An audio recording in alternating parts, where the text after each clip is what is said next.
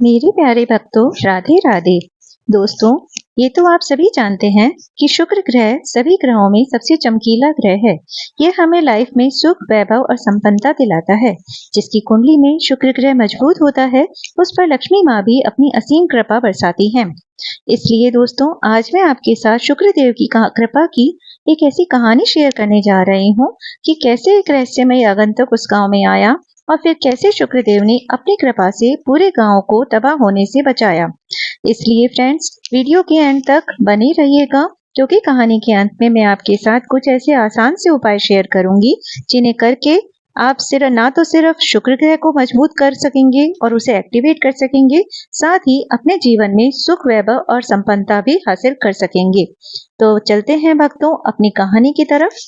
आज की हमारी कहानी है रहस्यमय आगंतुक, एक गांव की अनकही कहानी। बहुत समय पहले की बात है। हरे भरे पहाड़ों के बीच बसा एक छोटा सा गांव था। इस गांव का नाम आनंदपुर था। गांव के लोग सरल, मेहनती और धर्मप्रिय थे। गांव के बीचों बीच एक विशाल पीपल का पेड़ था, जिसे लोग पवित्र मानते थे। उसी के नीचे एक प्राचीन मंदिर था, जो शुक्र देव को समर्पित था। लोग हर शुक्रवार को यहाँ आकर पूजा अर्चना करते थे और शुक्र देव से आशीर्वाद प्राप्त करते थे। गांव में शांति और समृद्धि का वास था। लेकिन एक दिन सब कुछ बदल गया। गर्मियों की एक शाम जब सूर्य ढलने वाला था, गांव में एक अजनबी पहुंचा। वह बहुत ही आकर्षक सफेद वस्त्र पहने हुए था और उसकी आंखों में एक अनोखी चमक थी। उसकी उपस्थिति में एक अद्भुत आभा थी, जो किसी को भी उसकी ओर खींच सकती थी। वह अजनबी गांव के लोगों से मिला और कहा कि वह एक व्यापारी है, जो पास के शहर से आ रहा है और इस गांव में कुछ दिन रुकना चाहता है। गांव के लोगों ने उसे खुले दिल से स्वागत किया और उसके रहने का प्रबंध भी किया। अगले दिन से ही गांव में अजीब अजीब घटनाएं घटने लगी। सबसे पहले गांव के प्रमुख किसान मोहन की फसलें अचानक सूखने लगी। वह बेहद परेशान हो गया, क्योंकि यह उसकी मेहनत का परिणाम था। कुछ दिनों बाद गांव के अन्य किसानों की फसलें भी सूखने लगीं। लोग घबरा गए, लेकिन किसी को इसका कारण समझ में नहीं आया। इसी बीच गांव के लोग उस अजनबी से अधिक परिचित होने लगे। वह अजनबी न केवल सुंदर था, बल्कि वह बुद्धिमान और ज्ञानी भी था। उसने गांव के लोगों को कई नई बातें सिखाई और उनकी समस्याओं का समाधान बताने का प्रयास किया। लेकिन आश्चर्य की बात यह थी कि जितना वह गांव की भलाई के लिए प्रयास करता, गांव में उतनी ही समस्याएं बढ़ती जाती। फसलें सूखने के बाद गांव के कुएं का पानी भी कम होने लगा। पशुओं ने खाना पीना छोड़ दिया और लोग बीमार पड़ने लगे। गांव की सबसे बुजुर्ग महिला दादी लक्ष्मी, जो सबके प्रिय थी, ने इस सब को ध्यान से देखा। उन्होंने महसूस किया कि अजनबी के आने के बाद से ही ये सब अनहोनी घटनाएं घट रही हैं, लेकिन उन्होंने किसी से कुछ नहीं कहा, बल्कि चुपचाप सब पर नजर रखती रही। एक दिन लक्ष्मी दादी ने उस अजनबी को मंदिर के पास देखा। वह अकेला था और पीपल के पेड़ के नीचे बैठा था। उसके चेहरे पर चिंता और उलझन थी। दादी लक्ष्मी चुपचाप उसके पास पहुंची और उससे पूछा, बेटा, तुम कौन हो और क्या चाह रहे हो? अजनबी ने उनकी ओर देखा और कुछ देर चुप रहा।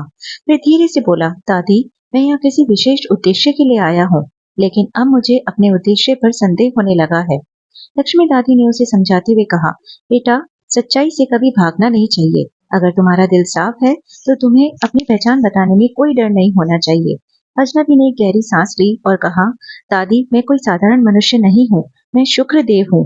दादी लक्ष्मी चौंक गई, लेकिन उन्होंने अपना धैर्य बनाए रखा और कहा, तो बेटा, यहाँ आने का क्या कारण है? शुक्रदेव ने बताया, मेरा यहाँ आने का उद्देश्य यह देखना था कि इस गांव के लोग अपने सुख संपन्न जीवन में अपने धर्म और नैतिकता को नहीं भूलें। मैं ये जानना चाहता था कि जब इनके सामने समस्याएं आएंगी, तब ये लोग किस प्रकार से व्यवहार करेंगे। लेकिन अब मुझे ऐसा लग रहा है कि मेरे कारण ही ये सारी परेशानियां हो रही हैं। लक्ष्मी दादी मुस्कुराई और बोली, बेटा, ये सच है कि परीक्षा लेना आवश्यक है, लेकिन परीक्षा के समय पर भी एक सीमा होनी चाहिए। अब समय आ गया है कि तुम अपनी परीक्षा समाप्त करो और गांव के लोगों को आशीर्वाद दो। शुक्रदेव ने अपनी गलती स्वीकार की और अपने वास्तविक स्वरूप में प्रकट होकर गांव के सभी लोगों को इकट्ठा किया। उन्होंने अपनी पहचान बताई और कहा, मैंने तुम्हारी परीक्षा ली, अब मैं तुम सबसे बहुत खुश हूँ। इसके बाद शुक्रदेव ने अपने आशीर्वाद से गांव की सभी समस्याओं को समाप्त कर दिया। सूखी फसलें हरी भरी हो गई, कुएं में पानी भर गया और लोग स्वस्थ हो गए। गांव में फिर से शांति और समृद्धि लौट आई। तो मेरे प्यारे दोस्तों, कहानी का संदेश यह है कि जीवन में कितनी भी कठिनाइयां आए, हमें धैर्य, सच्चाई और एकता के साथ उनका सामना करना चाहिए। परमात्मा भी उन्हीं की सहायता करते हैं जो कभी अपने धर्म और नैतिकता का त्याग नहीं करते हैं। तो दोस्तों, अभी आप कहीं मत जाइएगा, क्योंकि मैं बताने जा रही हूँ आपको बहुत ही आसान से उपाय, जिन्हें करके आप अपने जीवन में शुक्र ग्रह को एक्टिवेट कर सकते हैं और अपने जीवन में धन, वैभव और संपन्नता को ला सकते हैं।